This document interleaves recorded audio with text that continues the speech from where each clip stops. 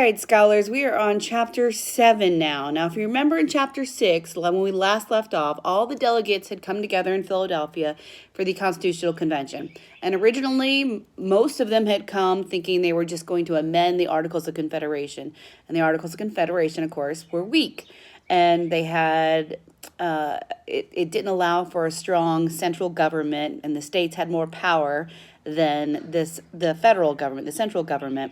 So when these people came together, they thought they were just going to amend, fix, tweak the Articles of Confederation. But what ended up happening was they made a big decision and decided to write a brand new constitution and just get rid of the Articles of Confederation because they weren't working well. So in chapter 7, what we're going to talk about today, the chapter is called Checks, Balances, and Compromises.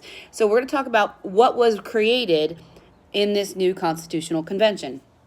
Okay, so let's start on page 50. Now, there's a lot of definitions in here. So as we go through, we'll read the definitions, kind of pay attention to them. They're all going to be in your glossary if you need them for other activities.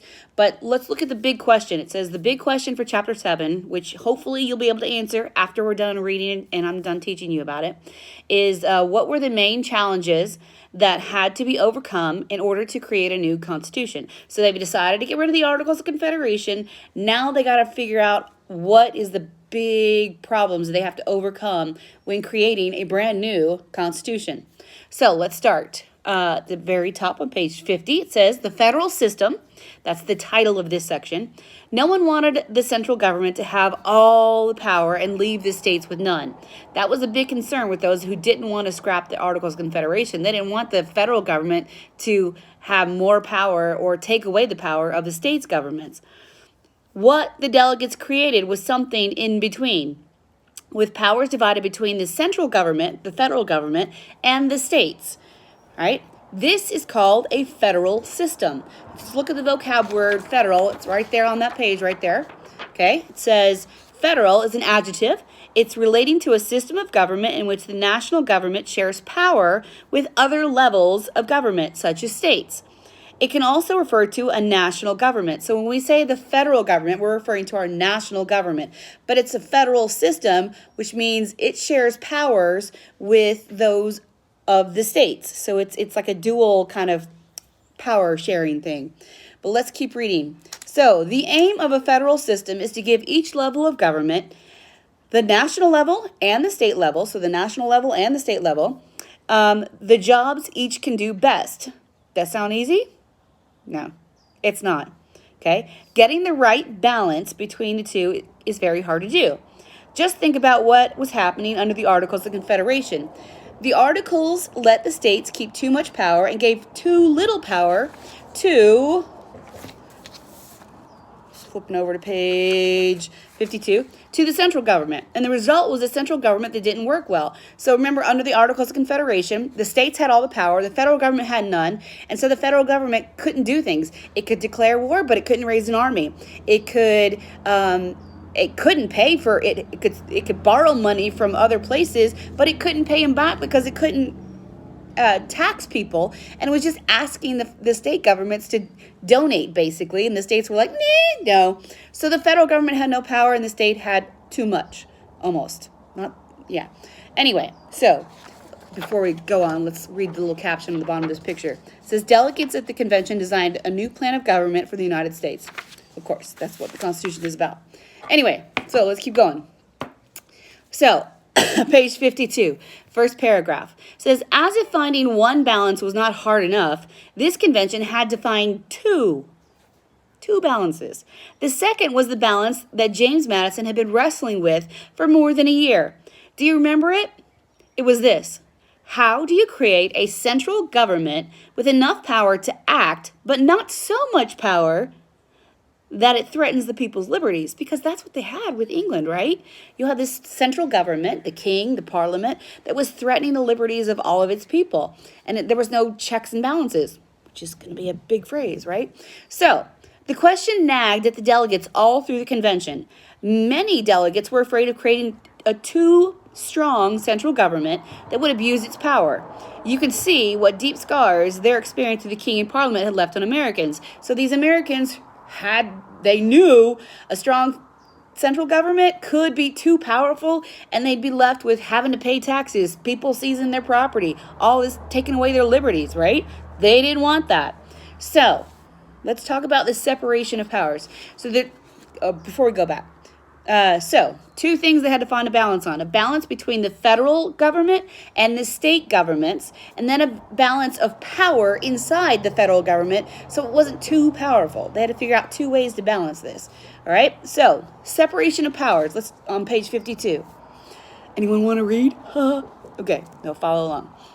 So the Virginia Plan offered an answer to that problem. It proposed to, wait, before I keep going. Remember, Virginia Plan, James Madison and his delegates, they introduced it. It was Edmund Randolph, something, in the last chapter. He was the one who introduced the Virginia Plan. There was also the New Jersey Plan, but we'll talk more about that later. Anyway, so the Virginia Plan offered an answer to that problem. It proposed to separate the new national government into three equal branches: the legislative, the executive, and the judicial branch. Each branch would have its own separate duties and powers. The idea is known as the separation of powers. So you take all the powers of the central government, you give this branch some, and this branch some. So they all have separate powers that nobody can have too much power, right? Okay. All right. So the separation of powers is part of our Constitution today. Here is how power is separated among the three branches of government. Let's start with the legislative branch. Okay, on page 52, the very bottom. Let's look at the adjective for legislative. Legislative is an adjective having the power to make laws. So if it's the legislative branch, that means this branch has the power to make the laws, right? Okay. So the legislative branch is Congress. It's the House of Representatives. It's the Senate. Those people that are representing us in Washington, D.C., that's our legislative branch. That's Congress. Congress is a legislature, a group of people who make the laws for the country. Its members are called legislators. Okay.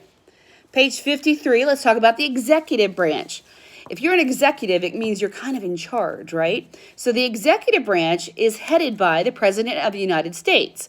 If you look at the vocab, executive is an adjective having the power to carry out and enforce the laws. So if you're an executive in your company, it means you're the one that's in charge of carrying out the duties and the things that are created by people in your company, right? So like Miss Messer, she's the executive branch of GIA, right? And she's the one who carries out the laws that are created for GIA, right? So me too, kind of, yeah. Anyway, so executive branch in the central government is headed by the President of the United States. The President sees that the laws are carried out and is responsible for running the government. The President also deals with other countries and serves as Commander-in-Chief of the Armed Forces. So those are his powers, okay? Or her, depending on if we get a woman elected president. Anyway, the third branch we're going to talk about is the judicial branch, or the judiciary. It comes from the word, the same word as judge, and is made up of the Supreme Court and other federal or national courts. These courts decide cases involving the Constitution and laws that Congress passes. And the definition for judicial, right there, is it's an adjective having the power to decide questions of law. So you have the legislature, which is Congress. They make the laws. You have the executive branch, the President of the United States, or the executive people in charge. They make sure the laws are, carry out the laws, make sure they're followed. And then the judicial branch will actually decide if those laws are correct. They have that power. Okay? And there's a nice little diagram on here that shows you the Constitution is broken into three different branches. You have the Congress, like I said, which is the legislative branch, and it says they pass laws under there. Then you have the President, which is the executive branch, and he carries out the laws of Congress and suggests new laws. So that's something the president can do. So like even today, President Trump, he can say, I want to suggest this new law about this, immigration, taxes, whatever. But he can't make the law. He has to suggest the law and get people in Congress to make the law. All right. Anyway, then the third branch is the judicial branch. And in here we have the Supreme Court, and they settle arguments about the laws. So if somebody comes and says, so if Congress makes a law and says, chewing gum is outlawed, whatever, then the president has to make sure we can't chew gum, and he has to enforce, send people out to enforce those laws. But if one of us comes and says we don't think that law is constitutional, the Supreme Court will then look at that law that the legislator made, and they'll say, wait a minute, making us not chew gum, that's not constitutional. That takes away my right, my liberty to chew gum. It's a pursuit of happiness, and I like to make bubbles. Yes. Okay. So anyway, that's silly, but that's the way it's broken down. Okay. All right. So 54. Let's talk about the checks and balances. Now, why do you think they would do this? They would split up the government into 3 different branches. It's so that they can check each other and they're balanced. Okay, kind of like a teeter-totter. This one can't have too much power, so this one does this. Back and forth kind of thing. Anyway, so page 54. Now, each of these branches has a lot of power, but none is completely free to do as it pleases. That's because each branch can check, which means stop, the others. But each branch checks and balances the other 2. So Congress checks to make sure that the executive branch is doing what it's supposed to do, and that the judicial branch is doing what it's supposed to do, and it balances their power. And the same thing, the executive branch can do the same thing to Congress, to the legislative branch, and it can do the same thing to the Supreme Court. There's all these checks and balances. Anyway, for example, let's read on page 54, the second paragraph. Congress can pass any law it wants, but the president has the right to veto, which means he can disprove it. He can say, nope, that's not a good law. Congress also has the ability to override or reject a presidential veto. So let's say the Congress says, you can't chew gum. We're making this law. Nobody can chew gum. And the president says, nope, I'm going to veto that and disprove that. It's not a good law. Congress can ignore it. Okay. But it's there and everybody will know that, anyway. So the president can make a treaty with another country, but the treaty only goes into effect if the Senate approves. So let's say that the president decides he wants to make a treaty with, Mexico or something. I don't know. Mexico. I don't know why. But anyway, let's just pick a country, Mexico. And he says, I'm going to make this treaty and we're going to agree to this. We're only going to get our avocados from Mexico and nowhere else. And I don't know. Anyway, but then Congress can look at that. He has to send that treaty to Congress, and Congress actually has to approve it and vote that say, yes, we approve that treaty, and it can go into effect. So he can't just willy-nilly go, I'm going to make a treaty with this country and not have somebody approve of that, right? Okay, let's see. Still not paragraph. The president is commander-in-chief of the armed forces, but only Congress can actually declare war. So the president is in charge of our military. Means he is the one who tells the military, this is what I want to happen. But he can't go and declare war and say, like somebody hurt his feelings and say, I don't like that country anymore, we're going to go declare war. Congress actually has to be the ones to do that. And remember, Congress, we vote them in, right? So Anyway, so do you see why this is called a system of checks and balances? Power is spread out and balanced among these 3 separate branches. Each branch has the ability to check or stop the other 2. Okay, now, this all sounds great, but do you actually think the delegates came up with this real easy and were like, yeah, and everybody agreed to everything? That's why there were some compromises, okay? Compromise means you give a little something, they give a little something. You don't get what you want, they don't get what they want. It's kind of like give and take, right? So let's talk about those compromises on page 54. For the first month, the Constitutional Convention was made great progress. However, every delegate knew there were several issues certain to cause trouble. If those could not be resolved or solved, the whole convention would end in failure. The first of these was the issue of representation in Congress. Now, before I go on, if you remember in the Articles of Confederation, large states, small states, all of them had one representative. And the larger states who had more people in them, like Virginia, had more people than Rhode Island, but they only had the one person representing them in Congress. They weren't happy with that. Okay, and the smaller states didn't want the bigger states to have more people because just because they were bigger and had more people living in them. So compromise had to be made, right? So before the question could be resolved, the delegates had to agree on whether there could be one house of Congress or two. The Virginia plan had two houses. The New Jersey plan had one. The delegates agreed on two. Then they disagreed about how many representatives, that is, how many votes each state would have in both houses. Do you remember how the Articles of Confederation answered that question? I already told you. The Articles said one state, one vote.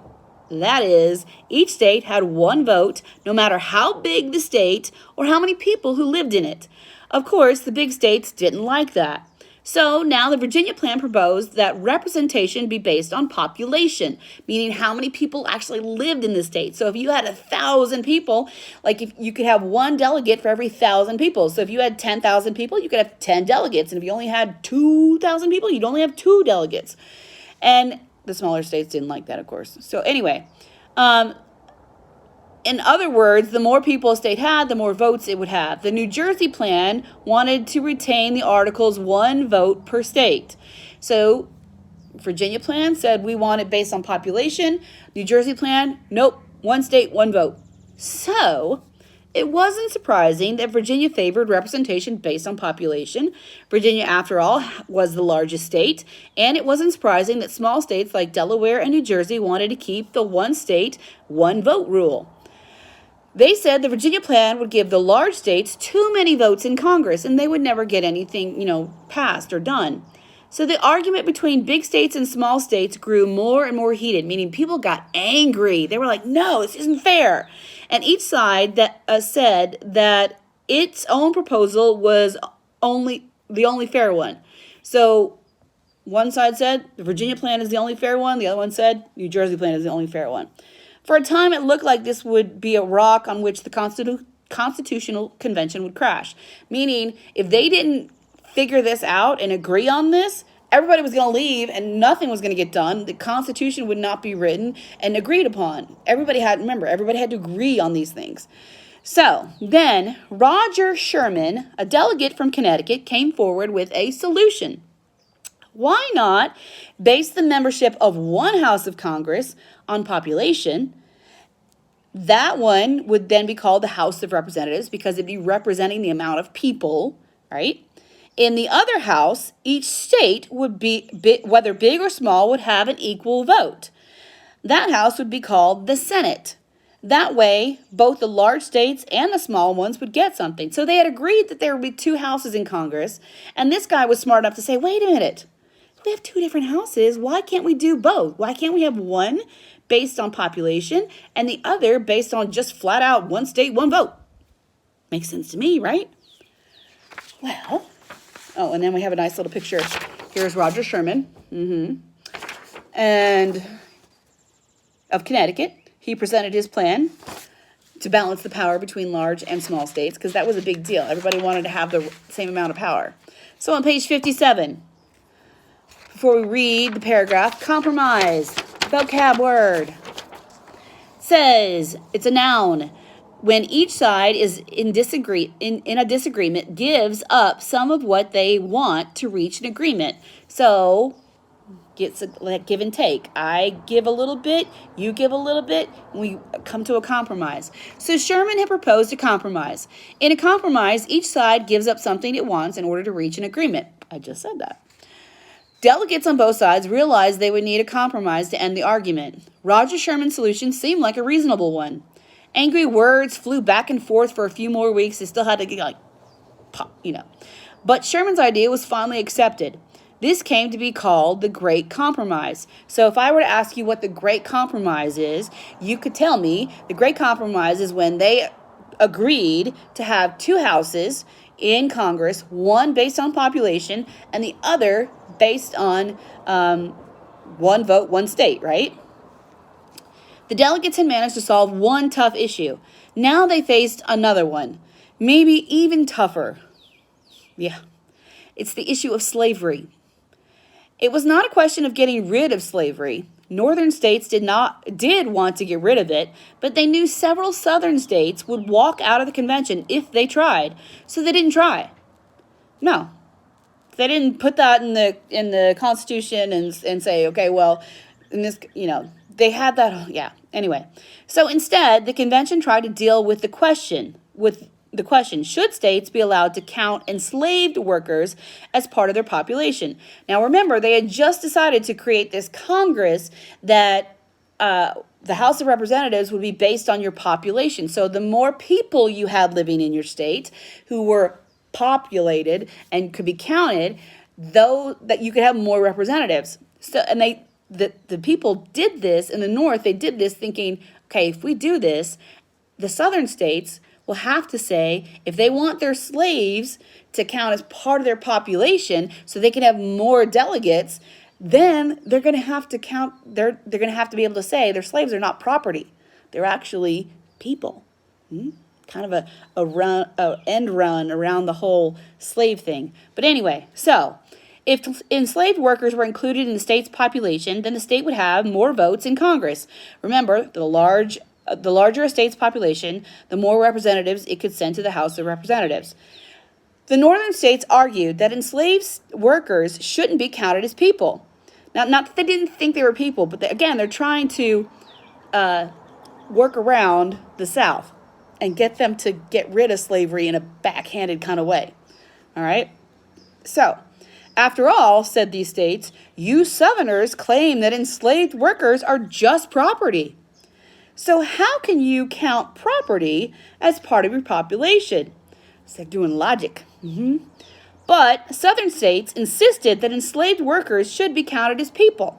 So Southern states said that the enslaved workers were people, but they were also property. And the Northerners said, you can't have it both ways. They're either property or they're people. Come on. So page 58. Last page in the chapter.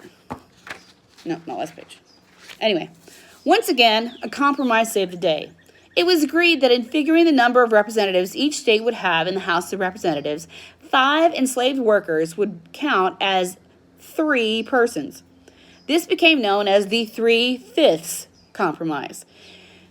Basically, they said for every 5 enslaved people you have, you can get, though they can count towards 3 people in your population. So if you have 10 enslaved or slaves, 10 slaves, then that means that you can count 6 people towards the state's population. If you had 100, let's say 99, that's easier. No, 100, yeah. If you have 100, 20, you'd have, wait. I can't do math right now. You do the math. Anyway, so 3/5 of this slaves would be counted as population in this compromise. There was one more compromise between the northern and southern states about slavery. Northern states wanted to end the slave trade and stop any more enslaved workers from being brought into the country. So in order for this constitution to go into effect, they said, okay, the whole slave trade is wrong. We need to get rid of it. But we realize we need to have a compromise with the southern states about this. So they wanted to figure out a way to end this. But Georgia and South Carolina, which were southern states, threatened to walk out of the convention let me start this over again because I can't read either. But Georgia and South Carolina threatened to walk out if the convention insisted on stopping the slave trade. So again, you have some southern states saying, no, wait. There's not, they didn't think anything was wrong with it. In the end, the two sides, again, compromised. Enslaved workers could be imported for another 20 years, but after that, Congress could prohibit bringing in any more.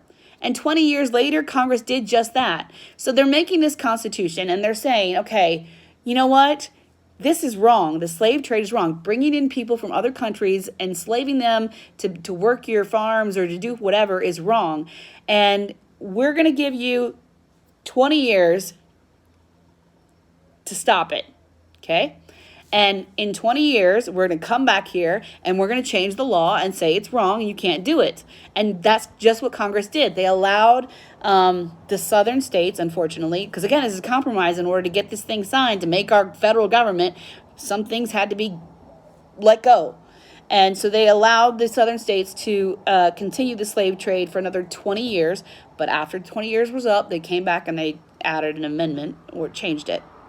So, making these compromises on slavery was not a proud moment for the Constitutional Convention. It wasn't it was bad, okay? Yet all the delegates knew that without them, there would be no new constitution and no new strong central government. Slavery would have to continue in the new nation, even though many were against it. So many in the Constitutional Convention and in the states themselves were against slavery. But there were those holdouts that unfortunately we had to compromise a little bit just to get this new central government, which we needed, right? Because if we didn't have that, we wouldn't last as a country in general. All right, so, of course, there's a picture there talking about the slave trade. But that wraps up chapter 7. So we've got the whole checks and balances thing. So if we go back to the big question, which is, where's the big question? It's on the front of my paper here. What were the main challenges that had to be overcome in order to create a new constitution? So the challenges that they had to overcome, remember, compromises, if you think about it, the delegates had to face restructuring the government and make it fair, and in a way also make it so that the states didn't have too much power and the federal government didn't have too much power, so that there was this balance between the two. But then also a way to, once the federal government was created, create a system that nobody in the federal government would have too much power. So they have the checks and balances they had to figure out as well, and compromises about certain things like how many people represented them in the legislature, with the great compromise of the House of Representatives based on population and the Senate based on one vote, one representative. But actually, we actually have two. So we have, every state now has two senators and that represent our state. And then based on our state's population, we get a certain number of delegates in the House of Representatives, which is why the whole census thing that we do every 10 years is helpful. So when your parents fill out the little thing saying they live here, this is how many people live here, they compile all that data and they say, oh, there's X amount of people, 20,000 people. Well, there's more than 20,000 people, but whatever number of people that live in Arizona. So because of that, now Arizona can have this many delegates, or Connecticut can have this many delegates, or whatever. Okay, so that's kind of important, the whole census thing. But anyway, it's a checks and balances and compromising that helped us get that Constitution written. So those were some challenges that they had to deal with, all right? So that wraps up Chapter 7. When we come next week, when you get your new assignments, we'll do Chapter 8. We'll pick up then. Hope you guys are doing well. And again, if you have questions, join me in my meets time from 8 a.m. to 10 a.m., Monday through Thursday, or you can always text me, chat me on the Google Hangouts, and I'll be happy to help you if you have questions, okay? Miss you guys. Bye.